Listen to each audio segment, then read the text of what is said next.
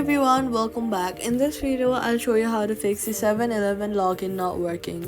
First, check that you are entering the correct email address or phone number and password. Even small typing mistakes can prevent you from logging in. Now, if you've forgotten your password, tap on the forgot password and follow the instructions to reset it. Next, check your internet connection to make sure it is stable during the login process. Then swipe up from the bottom of your screen, look for the app, swipe it away, completely closing it, wait for a few while and then reopen it. You can also restart your phone to clear the temporary system issues. Next, head over to your App Store or your Play Store, search for 7-Eleven and make sure the app is updated to the latest version to avoid login bugs.